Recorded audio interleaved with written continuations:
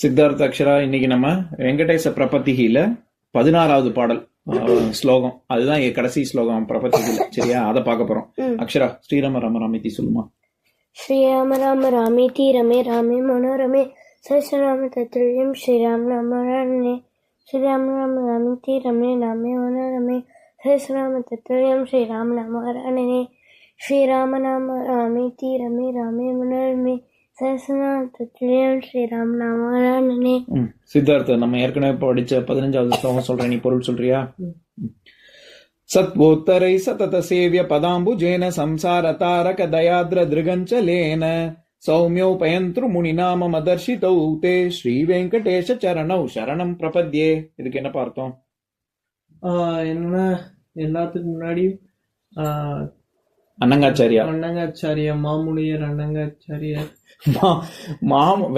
மாமுனிகள்ங்கிறது அவருடைய குரு. சரியா? அதாவது மணவாள மாமுனிகள் அப்படின்னு சொல்லுவாங்க. அன்னங்காச்சாரியர் மணவாள மாமுனிகளை கும்பிடுறாரு, அவரோட குருவை. ஆமா, எல்லாரும் மாணவாள மாமுனிகள். மாணவாள இல்லடா, மணவாளன். மனம், திருமணம் செய்யறது அப்படின்னு சொல்றோம்ல, அந்த மனம். சரியா? மணவாளன் அப்படின்னா மாப்பிள்ளை அப்படின்னு அர்த்தம். இந்த இடத்துல நான் சொன்னேனே போன ஸ்லோகம் படிக்கும் பொழுது, மணவாளன் அப்படிங்கிறது அது விஷ்ணுவை தான் மாப்பிள்ளை ஸ்ரீரங்கத்துல இருக்கிறவங்க சொல்றது. அது மணவாளன்கிறதே விஷ்ணுவை குறிக்கக்கூடியது. விஷ்ணுவோடைய பேர் தான் வச்சுருக்காரு. சரியா? மணவாள மாமுனிகளை என்ன கும்பிடுறாரு இவரு? அவருடைய பாதம் எப்பேற்பட்டது அப்படின்னு சொல்றாரு. எல்லாரும் ரிஷி ராஜா எல்லாரும் அவங்களதான் கும்பிடுறாராம். ராஜா உலகத்துல இருக்கிற எல்லாரும் ஆன்றோர்கள் சான்றோர் ஞானிகள் எல்லாரும் கும்பிடுறாங்க. சரி, அடுத்தது அதுக்கப்புறம் எல்லாரும் விஷ்ணு எல்லாரும் எப்பவும் விஷ்ணுவை கும்பிடுறாங்க. அதாவது இவர் என்ன சொல்ல வர்றாரு, மகிமை வாய்ந்தது குருவை வணங்குறாரு. சரியா? விஷ்ணு எப்படி விஷ்ணுவனுடைய பாதத்தை பார்த்தாலே நமக்கு முக்தி கிடைக்குது.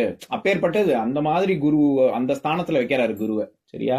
சரி, இப்ப கடைசி 16வது பாட்டை படிக்கிறேன், அப்புறம் பொருள் சொல்றேன். ஸ்ரீ சஸ்ரீயா கட்டிகயா த்வதுபாய பாவே பிராப்யே த்வயி ஸ்வயமுபேதயா ஸ்புரந்த்யா நித்யாஸ்ருதாய நிரவத்ய குணாய துப்யம் ஷ்யாம் கிங்கரோ விருஷகிரீஷ நஜாது மஹ்யம். இதுதான் பாட்டு, இதுதான் ஸ்லோகம். சரியா? இதுல என்ன சொல்றாங்க, நம்ம எப்ப பாரு விஷ்ணு விஷ்ணு விஷ்ணுன்னு மட்டுமே தானே சொல்லிட்டு வரோம். சில இடங்கள்ல லக்ஷ்மியை பத்தின குறிப்பும் இருக்குல்ல, லக்ஷ்மியினுடைய கரங்கள் சிவந்த கரங்கள் அப்படின்லாம் பார்த்தோம்ல. இந்த பாட்டுல இந்த ஸ்லோகத்துல என்ன சொல்றாரு, ஸ்ரீ சஸ்ரீயா, அதாவது ஸ்ரீல ஸ்ரீ அப்படின்னு சொல்லுவாங்க. ஸ்ரீல ஸ்ரீனா இன்னும் ரொம்ப மரியாதை கொடுக்கறது. சரியா? ஸ்ரீ அப்படின்னாலே திருமதி அப்படின்னு நம்ம சொல்றோம்ல, ரொம்ப லக்ஷ்மிக்கான பேர் தான் ஸ்ரீங்கிறது. ஸ்ரீ சஸ்ரீயா அப்படின்னா எல்லாத்துக்கும் மேலான கடவுளே அப்படின்னு லக்ஷ்மிய சொல்றாங்க. லக்ஷ்மின்னா நமக்கு எல்லாருக்கும் என்ன தெரியும், நம்ம காசுக்கு பணம் துட்டு மணி வேணும்னா லக்ஷ்மியை கும்பிடுவோம். அப்படித்தானே நம்ம நினைச்சுட்டு இருக்கோம்.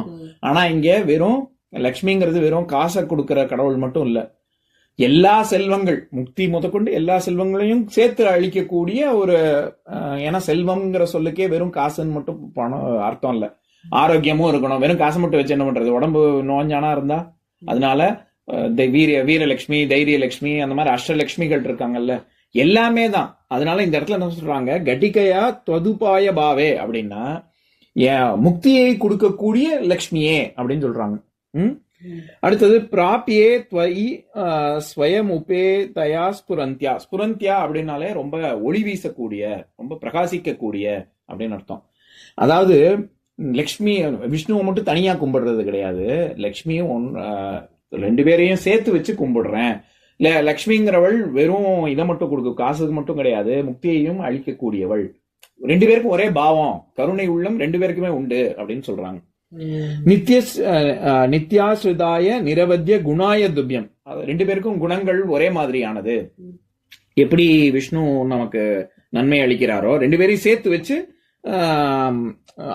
அதாவது இந்த பற்றுகள்லாம் நீங்கி முக்தி அடைகிறதுக்கு நீங்க ரெண்டு பேருமே எனக்கு உதவியா இருக்கணும் அப்படின்னு சொல்றாங்க. ஷியாம் கிங்கரோ விருஷகிரீஷ ந சாது மஹ்யம். கிங்கரர் அப்படின்னாலே வேலைக்காரங்க, சேவை பண்றவங்க, சர்வன்ட்ஸ் அப்படின்னு அர்த்தம், சர்வீஸ் பண்றவங்க. நான் அந்த மாதிரி உங்களுக்கு பணிவிட செய்யணும் அப்படின்னு சொல்லி இவர் கேட்கிறாரு விஷ்ணு பார்வதிங்கிறேன், விஷ்ணு லக்ஷ்மி 2 பேருக்கும் நான் பணிவிட செய்யணும் அப்படின்னு சொல்றாரு. இங்க விஷ்ணுவை சொல்லும்பொழுது எப்படி சொல்றாரு? விஷகிரீஷன்னா சிம்மக்குரலோன் அப்படின்னு சொல்ற. நரசிம்மர் இருக்கார்ல, நரசிம்மர் எப்படி கர்ஜிச்சாரு, அந்த மாதிரியான சிம்மக்குரலோன் அப்படின்னு அர்த்தம். அப்பேற்பட்டவரே ந ஜாது மஹ்யம். ஜாதுன்னா என்ன அர்த்தம் தெரியுமா? ஹிந்தியில கூட ஜாதுன்னா மேஜிக்னு அர்த்தம். ஓகே, ஜாதுகர் அப்படின்னு சொல்லுவாங்க, மெஜிஷியன். சரியா? ந ஜாது மஹ்யம். மஹ்யம்னா மகிமை. சரியா? விஷ்ணுட்ட என்ன சொல்றாரு? நீதான் ஒரு பெரிய மாயாஜாலக்காரன், உன்னைய விட்டா எனக்கு வேற சரணாகதி வேற கிடையாது, நீயே தான் சரண் எனக்கு அப்படின்னு முழுவதுமாக சரணாகதி அடைகிறார். சரியா? இப்ப நான் ஸ்லோகத்தை சொல்றேன், கூட சேர்ந்து சொல்றீங்களா?